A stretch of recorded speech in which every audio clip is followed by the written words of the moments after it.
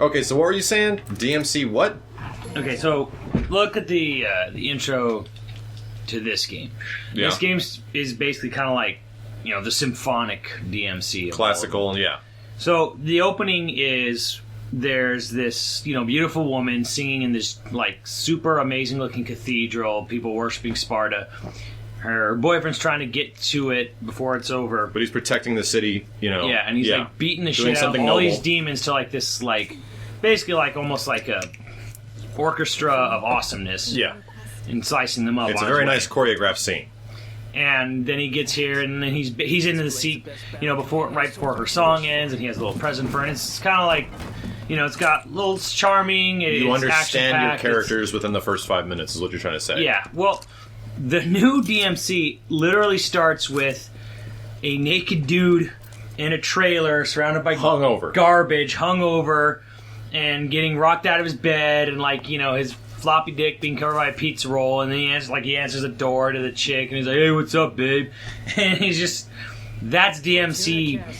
It's trailer trash. Yeah. Like, you literally go from, epic super, as fuck, harmonic demon hunting. Like, just super classy to literal trailer trash. I can see the comparative between the two games. How it's just like, you couldn't have got any more polar opposite from what Devil May Cry was trying to represent, but they did. And it's the craziest thing to understand. Why did Capcom, not Capcom USA, you gotta realize, we don't talk about Capcom USA because I know a lot of guys in Capcom USA and they tend to be some of the smartest people at that company, in my opinion, and they're really trying to preserve, Capcom history. But when it comes to Japan, they just kind of want to change everything and just say fuck all, to the rest of it. And that's obvious. I mean, that's not like I'm breaking a secret or anything. Everyone's been talking about that for a long time. Yeah. And it's especially true with Devil May Cry. It's like, fuck history, let's just make something new and crazy that'll make even more money. And I have a funny feeling that Devil May Cry is going to sell really well. That despite the negativity of its... Oh, Jesus God. So much impalement. Despite the negativity of its fans, the fan base is a big part of the Devil May Cry saga, but it isn't what sells millions of units. So... I really don't know about that. It's hard to say. I think there is an aesthetic side to everything. Funny... And I think people, underestimate it sometimes. Yeah. Because... You mean negative word of mouth. Yeah. Not even negative word of mouth, just what people prefer to look at. Yeah. And I'm going to bring up something that no one's going to like me for, and that's the fact that when Nintendo made Wind Waker, not a lot of people liked it. Your result was you had diminishing sales. Yeah. And all people will sit there and, they'll stand on the soapboxes and talk about how great Wind Waker was, how expressive and emotional. You just didn't like it. All this bullshit. It didn't sell as well. Yeah. It didn't sell nearly as well. It didn't sell even half as much as Ocarina of Time over the course of its entire life. And then, Twilight Princess went back to the style, and then it sold almost as well as Ocarina of Time. Yeah. Which was more than double if you count GameCube and Wii sales. Like, Twilight Princess sold more than double of Wind Waker. Thanks, Nero. And, sure, the Zelda community loves to sit there and love everything that Nintendo produces that has the name Zelda on it, but at the end of the day, not enough people wanted to buy Wind Waker. You can probably tell that Simmons is a pretty big fucking ass Zelda fan. Yeah, and I mean, this was in a game developers conference with the Zelda team a few years ago, where they were describing the process of creating Twilight Princess, and originally Twilight Princess was going to be a sequel to Wind Waker. It was going to look exactly like it, and Eiji Aonuma asked, I believe it was either Bill Trinen or someone else at Nintendo of America, why aren't the sales of Wind Waker any good? And basically Nintendo of America said, look, it doesn't really matter how well well put together the game is. There's a large enough crowd of people who are just never going to try it. They're not even going to try it because they hate the look. Yeah. And he said he basically said this is a battle you're not going to win. That's actually a really good comparison to what my argument was, that despite Devil May Cry might be a really good game, that there is an aesthetic to it that will murder it because of it. And at the same time, I don't hate that game maybe as much as anybody else in this channel does. I'm willing to accept change and stuff like that. However, I don't find it nearly as good as the old stuff. What I think is that the possibility that, these old games might never come back is the worst part. And there have been some discussions before that, in interviews, that the Farewell Dante saga might not make much sense because they were saying that this isn't the end to Devil May Cry. Like, there could be a Devil May Cry 5 and DMC as a spin-off. Look at this shit we're watching, by the way. This shit is fucking gorgeous. Now, you guys are watching this at 30 frames per second right now, and we're watching it at 60 on console. It is beautiful. Anyway, that there could be a chance... Oh, that orb is telling you where to go. That's a good gameplay decision. There could be a chance that Dante and the old Devil May Cry saga could be back. Which is good. However, if DMC sells really well, there's no way that's going to happen. Yeah. No fucking way. Like, Capcom isn't going to ignore... Or Capcom Japan isn't going to ignore money, you know? Well, they kind of, in a way, are, because their sales expectations for DMC, I think, are lower than this game's total lifetime. Yeah, it was $2 million. So, like... I saw it, yeah. And this is like 2.6 right now, I think. Yeah. It's like, you know, if your expectations are lower than the last one... what the fuck happened? What are you... Why are you making... Why? Why are you making... I mean, like... Yeah, when game series get long in the tooth, they tend to sell less than the previous iterations. It's just, that's the way it naturally happens. Like, when by the time you get to the third, fourth, beyond iteration for something. But well, sometimes, I mean, it just kind of depends. I think it just would have been way the fuck better if they waited like another 7 months, you know, and just made Devil May Cry 5 similar to this game on new hardware. Because new hardware is going to be here fairly soon. Yeah, but God knows how well they'll be able to afford it or how long they'll take. Yeah, it's true. I mean, yeah, it's true. God damn, the production value in this game is amazing. Everything just is so well designed. As an art style. Look at this shit when you hit this guy. Like, look at the little things in these games. Like, this is the stuff that makes arcade-style games, which Devil May Cry is, so satisfactory. Like, the way the orbs, like, spew out of guys when you hit them, and the way they, like, fly to you, the way, like, the little hit splashes of the characters go all over the place. The encompassing ability to make you feel powerful and a badass is something that the Devil May Cry series has revered, except 2. And it's, like, the culmination is clear in this game. It's like, fuck, dude, everything looks so fucking awesome. And then they threw it all away. Or started over. They started over for some fucking Starting over is not a bad idea. It's just usually you start over when, like, you've run out of ideas. When you've run out of ideas, yeah. Something doesn't work anymore. You start over when you fucking make Batman and Robin. Yeah. I remember that was the question I posed fucking to, like, Monster Bash on the street. Some Capcom people many moons ago. I said, you know, usually you wait till you get to Batman and Robin before you do Batman The Dark Knight, Begins. And yeah, I just didn't really. I'm like, I'm pretty sure they agreed with me secretly, but, like, you know, they didn't really have an answer either. It's just kind of like, yeah. I mean, that's the crazy thing is that Capcom USA, for the most part, they do a lot of really good things, and their decision making has been really good. But it seems like ever since, like, these crazy decisions have come down with, like, keeping the Street Fighter Cross-Tech and DLC on disc and stuff like that, it's like, who the hell made that decision? What the F? You got a giant crystal skull. The only thing I think was, like, legit about the argument for on-disc DLC was the... saving them money and time. Well, it was like, okay, so we're doing it this way so you don't have to, like, it's not going to be like there's a super edition, you know, 9 months to a year later. Like, we're avoiding that altogether. Yeah. I kind of get that. You know, that joke does come around, but in real talk here, Street Fighter 4 series has had, like, fucking 5 versions. One of them has been free, technically, because one of them was an arcade version before Street Fighter 4 was actually a console. Anyway, I don't see any issue if you make a fighting game and you release an update / DLC or character patch like once a year. There's nothing fucking wrong with that. That gives it a perfect time to sit in the community's gut. Oh, you gotta grab it. Oh, that's right. You gotta RBB that.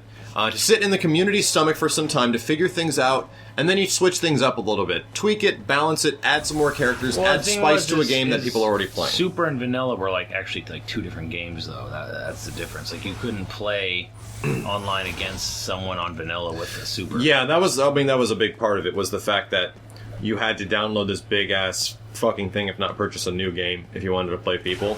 And that is another, like, logistical thing when adding updates and patches. But I think if they just consider that, you know, you have this thing where... Can you go down there? Can you just jump down there? Nope. You can't. You want to fight all those fucking guys. What the hell? That is a secret mission, sir. Oh, yeah. Fuck him up, Simmons. I really want to do this. Probably should just get through the game, I mean, honestly. You could, but either way. You can blast through this pretty quick.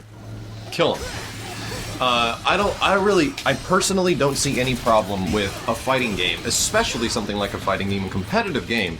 Getting an update once a year, and then you just, depending on how successful it is through DLC or whatnot, you stop it at some point if the interest is waning.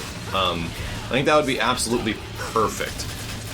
It's kind of the case for Street Fighter Cross Tekken right now, but Street Fighter Cross Tekken kind of bombed, so they're making it free. But I would have no problem paying $15-20 for a DLC for a game once a year. And that DLC is pretty prominent. They do that with every other fucking competitive game. Like, all the sports games, all Call of Duties, except things like StarCraft, but RTSs run off a different model. RBB. Fuck him up. RBB. Fuck, you almost got him. Oh, shit. You have to RBB and then pound him. Oh, you're right. I was not paying attention to the time at all. Fuck it. I was having fun. That's the thing, this game is fun. Yeah, I don't know. Maybe if anybody else actually agrees with me, they think that might not be a bad idea.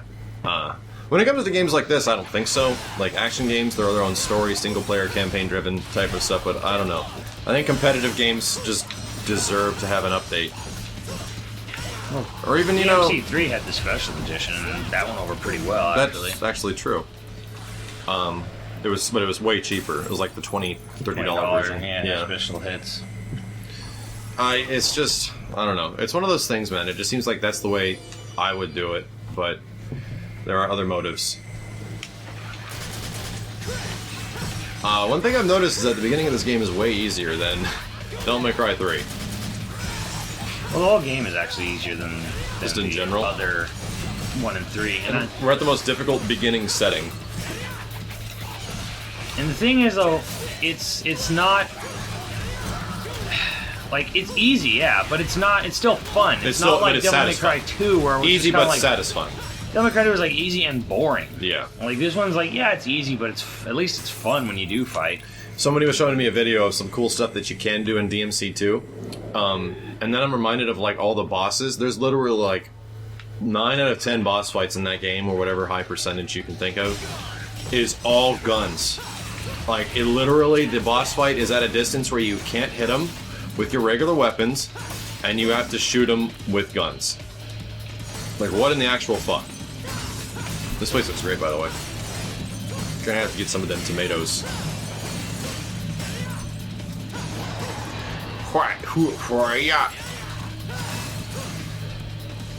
Fuck melons. Fuck your melons.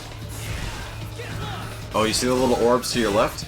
Yeah, there's a blue orb over There's here. a blue orb over here. That's a nice little design thing, is that they put these little, like, single point orbs, which aren't really worth anything, but they let you know of places you can go. It's a nice little design thing.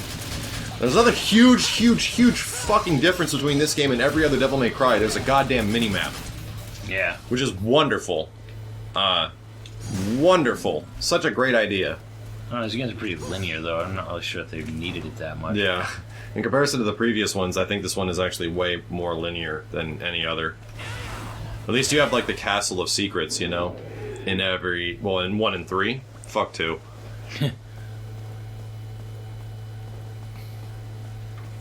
Definitely there's a lot of variety to the places you visit in this game, but yeah, like you were saying, it is pretty obvious where you're supposed to be going. There's a giant fucking orb letting you know. I like that design choice, but at the same time it's like, I get it. Thanks. It's like they're being considerate of our playthrough, so we don't waste people's time.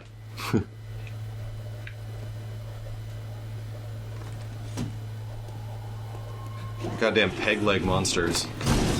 Yeah, I kind of like how the scarecrows, as they're called, kind of bring back the marionette style from the first one. Yeah. I think they're just well designed too. They're just creepy as shit to look at, and not just in look, but in also animation. They're creepy. I honestly think that Devil May Cry 4 has some of the best mocap in a game like ever. like the actual characters' physical actions, because they mocap stuff, but then they also hand animate it. Like the mocap stuff you see a lot in the cutscenes and shit like that. But you can really tell in the game when the characters are throwing around their swords and stuff that there's this really like flamboyant motion and some crazy moves that look so awesome. And some stuff is a combination of motion capture and animation, which is the best way to go. Like when you have human analog characters, it looks so fucking cool. Like everything Dante and Nero do in this game looks fucking awesome.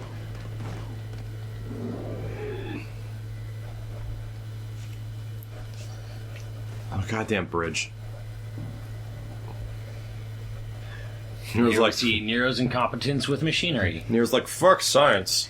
I thought it was actually kind of cool, the setting of this game is a sort of weirdly futuristic I call it like neo-religious. Yeah, and like it looks like Final Fantasy, but like modern Final Fantasy before it went off the fucking deep end, you know. Like it looks more something akin to like 12, maybe 10, now even 8. Yeah, 8 is a great example. Now you understand Nero's impatience with things. Building character. Next time on Devil May Cry, we cross a bridge.